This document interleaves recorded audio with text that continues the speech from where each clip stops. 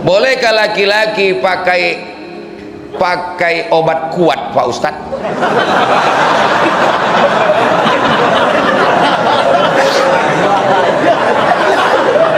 Pak Ustadz, bolehkah foto kita diposting di sosmed? Ay, kok menyindir aku kok?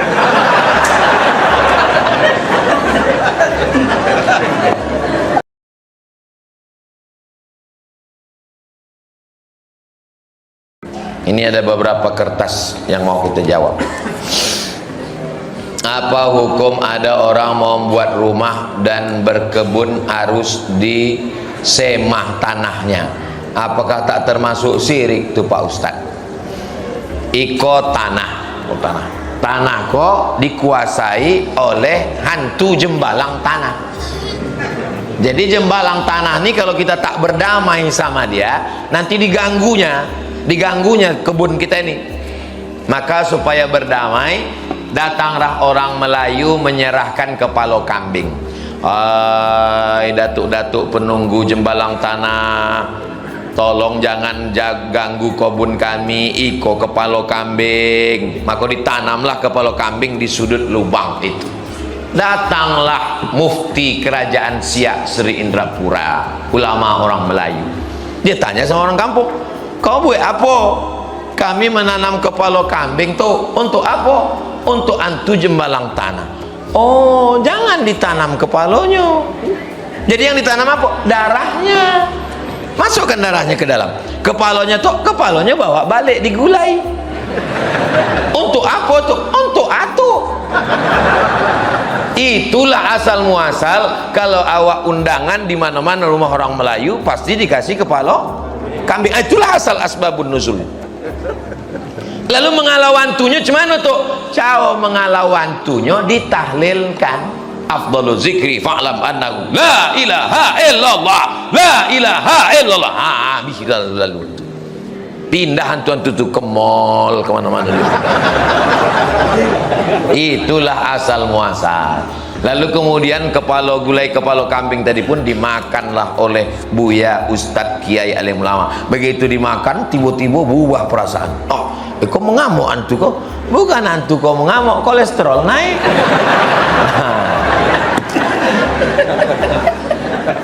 Kalau sampai meyakini bahwa kepala kambing kok untuk antu kok supaya tidak mengganggu, maka berarti awak sudah menduakan Allah dengan hantu jembalang tanah. Iyyaka na'budu wa jembalang tanah nasta'in. Berubah bunyi Fatihah. Iyyaka na'budu wa jembalang tanah nasta'in. La ilaha. Itulah makna tauhid. Cuma ulama dulu caranya lembut. Dia tidak main bid'ah. Kalau macam itu tak Islam awak gini. Semboleh dia nenek moyang awak, mati ulama-ulama. Tapi mereka dengan dakwah yang lembut, dengan dialog. Kenapa kepala kambing dalam? Kepala kambing gulai, darahnya yang dibuang. Karena darah memang najis. Boleh orang Islam makan darah? Mana boleh? Dracula tak Islam. Pak Ustadz, bolehkah foto kita diposting di sosmed? Ay, kok menyindir aku kok?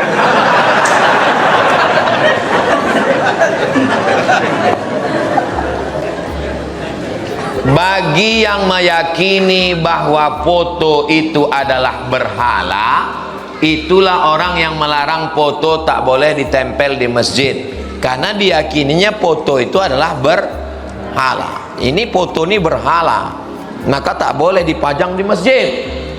Foto berhala tak boleh dipajang di ruang tamu. Maka dijawab oleh Syekh Baqid Al-Muti'i, mufti. Kata beliau, foto bukan berhala, karena berhala itu kalau disenter ada bayang-bayang. Ada bayang-bayang tak? Ada disenter, 3 dimensi. Sedangkan foto tidak. Foto itu bukan berhala, foto bukan patung. Jadi jangan samakan foto dengan patung. Selesai bahwa foto bukan patung. Jadi kalau begitu hukum asli foto mubah, boleh. Kapan dia menjadi haram? Dia menjadi haram kalau membuka aurat. Foto itu tak ada membuka aurat. Bahwa banyak tidak dapat lelok malam gara-gara itu bukan salah.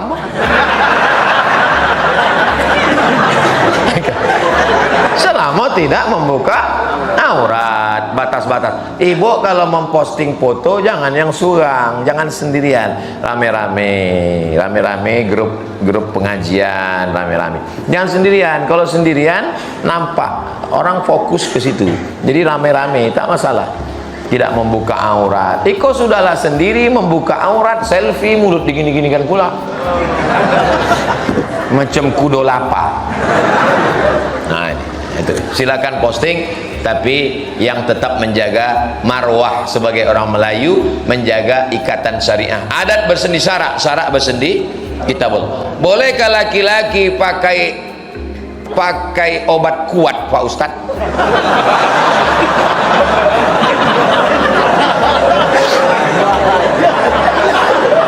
Laki-laki kalau umur 20 tahun dia bertukar info tentang cewek. Kalau umur 20 dia tukar info tentang cewek. Kalau umur 30 dia tukar info tentang kerja. Umur 40 dia tukar info tentang keluarga. Umur 50 tukar info tentang ubat kuat. Minyak lintah, biawak. Dulu ada koran di Pekanbaru, koran. Asalnya nama saya itu kan tak pakai titel-titel dulu. Ustadz Abdul Somad. Asal ada pengurus masjid menulis titel, saya bilang jangan tulis titel, Abdul Somad aja. Ada koran dulu di Riau, halaman belakangnya Ustadz menjual minyak lintah. Lama-lama aku berpikir, isuk ditelepon orang, Assalamualaikum Ustadz, minyaknya masih ada.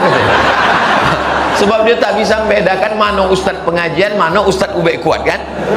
Nah itulah asal muasal kenapa aku buat Ustadz Abdul Somad LCMA, supaya bisa dibedakan mereka mana Ustadz yang mengajar agama, mana Ustadz obat. Likulli da'in dawa, setiap penyakit itu ada obatnya. Fatadawu, maka berobatlah kamu. Orang yang mengalami ejakulasi dini atau senapan air tidak melatui, maka itu salah satu penyakit. Maka dia berobat dengan herbal, misalnya minum madu atau dia olahraga, selama tidak melanggar syariat Islam dan yang dimakannya itu tidak haram, maka al aslu fil asya', balik kepada kaidah al aslu fil asya' al ibahah, hukum asal segala sesuatu adalah boleh. Kalau ubek eko Pak Ustadz ubek kuat, tanya dulu dokter, takutnya awak kok kap 70 di siminak pesawat. Hanya mesin tu pocah melatih. Jadi saya mau kasih tahu sama kalian yang muda-muda bahwa kita ini tidak pernah tua. Saya sekarang umur lahir 1977, kini 2023, berarti 46 tahun. Umur saya 26 dulu dengan 46 kok rasanya sama, tak ada beda. Jadi jangan kalian pikir, anak-anak muda, jangan kalian pikir waktu nengok orang tua, nampaknya kalau pikir enggak, orang tua tuh pikirannya tak tua, dia tetap muda, cuman tenaga tak ada. Nyolah digas. Itu jadi dikonsultasikan ke dokter kalau UB-nya kok dosisnya tinggi. Hanya awak khawatir napas tidak sampai. Butuh tengah jalan. Nah itu. Wa amruhum syura bainahum. Orang beriman itu memusyawarahkan perkaranya. Jelas jawabannya? Jelas insyaallah. Kalau ada nyawa tidak jelas, utaknya jelas. Ustadz, apa hak suami terhadap HP istri? Karena banyak pertengkaran karena HP Pak Ustadz. Tolong dijawab. Apa masalah HP istri kok? Ustadz Somad, pada suatu malam saya menengok setengah badan istri saya itu bercahaya Pak Ustadz. Apakah itu nur cahaya dari Allah? Enggak. Inyo sedang memeriksa HP waang.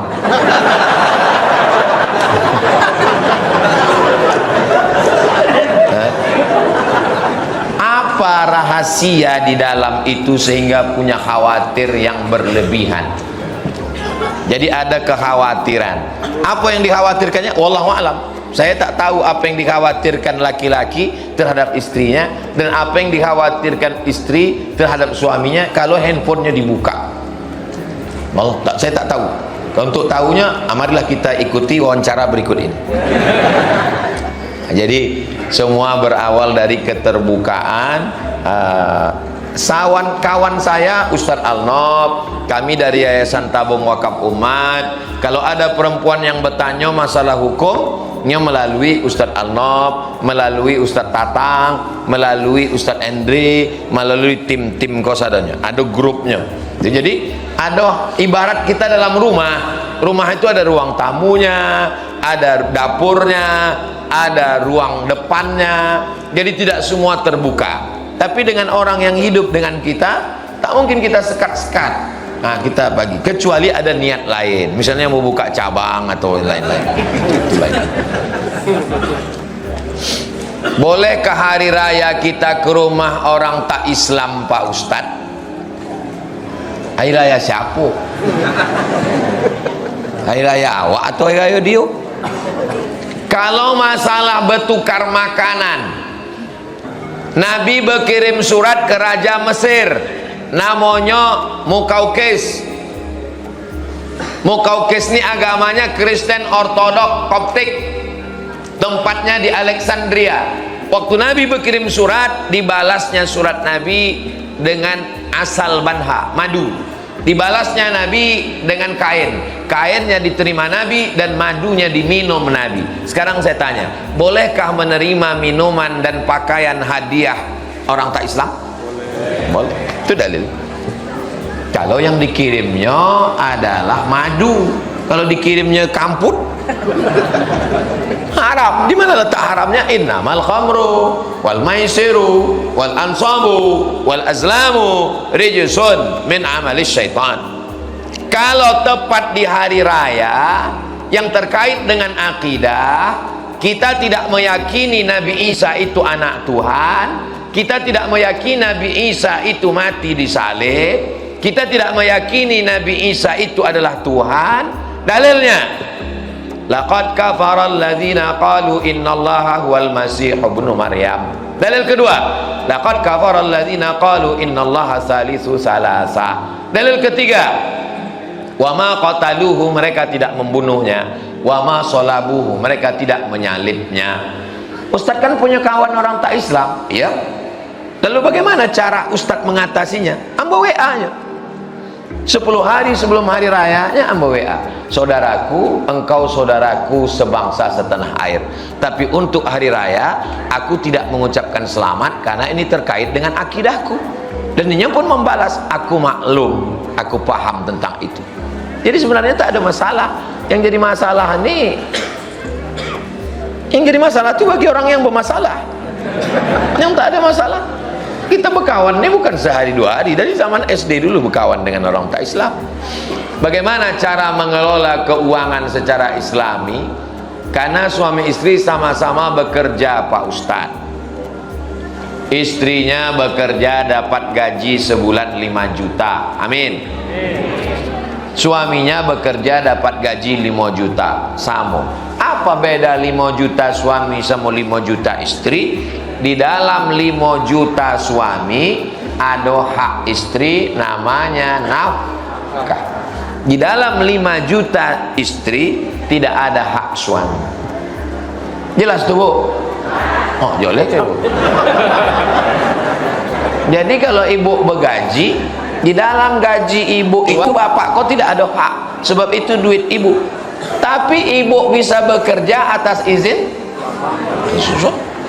Kata suaminya, ini mesti ada surat izin mah, katanya. Jadi surat izinnya gimana? Ya setengah lah, katanya. Tapi karena ibu kasihan, ibu kasih. Sebenarnya duit kau 5 juta kau punya aku, tapi aku kasihan kau sama fakir miskin, kau ambil lah. Sedekah. 5 hak istri terhadap suami. Yang pertama, kasih makanan. Ibu udah makan? Yang ada yang belum. Yang kedua, pakaian. Alhamdulillah, ibu-ibu di Sido Mulia udah dikasih pakaian. Di tempat lain banyak istri tak dikasih pakaian. ada yang resleting belum berjahit, ada yang kurang kain. Yang ketiga, tempat tinggal. Yang keempat, pendidikan. Yang kelima, perhatian. Ini hak istri yang wajib ditunaikan suami. Kalau tidak ditunaikannya, maka dia zalim, aniaya di hadapan Allah Subhanahu wa taala. Bagaimana hukum menabung uang tapi dia tak mau dibilang riba karena merasa mengeluarkan keringat dengan memberi utang dengan bunga tertentu? Bagaimana dengan hukum membungakan uang tapi dia tak mau dibilang riba? Agama ini bukan ikut dia. Apa pula ikut dia? Dia membungakan duit, pasti bilang kau ini buat riba. Ini tak riba karena ini keringat aku. Riba itu. Satu Pekanbaru ini mengatakan itu tak riba. Kalau dia riba kata Allah, maka dia riba. La ta'kulur riba at'afan mudha'afah. Jangan kau buat riba yang berlipat-lipat. Berlipat-lipat. 1.200.000 dibayar 1.400.000. Maka ini riba. Dia bilang tak riba. Satu komplek Sidomulyo ini mengatakan tak riba. Satu Pekanbaru nih, satu Riau nih 6,7 juta orang mengatakan tak riba. Itu riba. Kalaulah kesepakatan manusia bisa menghalalkan yang haram, maka tak ada zina. Waktu ditanya, kalian berzina? Enggak, kami suka sama suka, kata dia. Zina lah itu. Yang dipakai itu bukan kata Waang, yang dipakai itu kata Allah. Nah, jadi logika berpikirnya bukan ikut kata dia. Ustadz, bolehkah perempuan itu memakai gelang kaki? Dan apa hukum dalilnya Pak Ustadz? Dalam Quran dilarang perempuan pakai gelang. Apa dalilnya? La yadribna bi arjulihinna. Tidak boleh perempuan memukulkan kakinya ke lantai. La yadribna, tak boleh perempuan memukulkan kaki ala arjulihinna. Karena tradisi zaman dulu, orang musyrik jahiliyah, perempuan memakai gelang kaki, berlonceng gemerincing. Lalu kalau dia berjalan, kerincing, kerincing, kerincing, kerincing, kerincing. Kalau lewatnya dia lalu, hilang konsen jamaah, asik nengoknya. Tapi kalau dia tidak gemerincing, dia hanya dipakainya untuk suaminya. Perempuan itu aslinya berhias untuk lakinya. Apa untuk laki uang? Untuk laki. Perempuan itu aslinya pakai gelang, pakai subang, pakai anting, pakai cincin, pakai gelang kaki. Itu dipakai untuk suaminya. Zaman sekarang terbalik. Kalau dia keluar rumah macam bidadari turun dari planet Mars. Tapi kalau di rumah macam mak lampir sundil borong nyiblorong. Ini sudah tidak betul. Jadi ibu mau pakai gelang kaki silakan pakai, tapi kalau sampai merusak, kalau sampai perempuan itu jangankan gelang kaki, bersuara pun dia kalau mendayu-dayu tak boleh. Dalilnya ayat Quran. La taqda'na bil qaul. Janganlah perempuan bersuara mendayu-dayu lemah gemulai. Kenapa tak boleh? Yatma'alladzi fi qalbihi marad. Karena ada orang yang dalam hatinya penyakit, kalau didengarnya suara perempuan itu langsung errornya, hangnya langsung. Jadi perempuan bersuara boleh. Jadi kalau ibu menyambut telepon salah sambung, assalamualaikum, waalaikumsalam. Di mana nih? Sidomulyo. Salah sambung, betul. Jangan lanjutkan lagi. Nah, jadi jangan suara mendayu-dayu. Assalamualaikum, waalaikumsalam. Begitu juga pakai gelang kaki, dipakai dua-dua lewat depan masjid, kerincing, kerincing, kerincing, kerincing. Tak boleh. Memakai kepala sampai seperti bunuh onta naik ke atas. Cung, cung, cung. Kalau sekedar rambut diikat pakai tali plastik, pakai karet gulo, karet minyak, itu tidak apa-apa, tak masalah. Tapi kalau sengaja ke atas untuk mencuri perhatian, bersuara gemah gemulai, memukulkan kaki ke lantai, maka jatuh pada perbuatan haram. Tapi kalau dia pakai tidak sampai ke tingkat itu, maka hukumnya mubah. Mudah-mudahan kita menjaga istri, menjaga anak, menjaga tetangga, menjaga lingkungan kita semuanya, menjalankan syariat Islam demi kemaslahatan kita bersama. Pesan 3 tetap jaga. Jaga jiwa, jaga ekonomi, jaga politik, umat ini akan selamat insyaallah. Amin ya rabbal alamin. Itulah kaji kita pada malam hari ini. Terima kasih atas segala perhatian. Mohon maaf segala kesilapan. Besok subuh kita akan mengaji, membaca kitab At-Targhib wa Tarhib, dilanjutkan dengan kajian duha di pesantren Yayasan Tabung Wakaf Umat Nurul Azhar Palas. lalu kemudian setelah itu besok saya sampai malam sampai pagi Ahad di Pulau Rupat insyaallah. Ala hazinnya, untuk niat yang baik-baik ini Al-Fatihah. A'udzubillahi minasyaitonirrajim. Bismillahirrahmanirrahim. Alhamdulillahirabbil alamin. Arrahmanirrahim. Maliki yaumiddin. Iyyaka na'budu wa iyyaka nasta'in. Ihdinas siratal mustaqim, siratal ladzina an'amta 'alaihim ghairil maghdubi 'alaihim waladdallin. Amin. Allahumma anzilir rahmata was salamata wal barakata ala hadhil jamaah. Turunkan keselamatan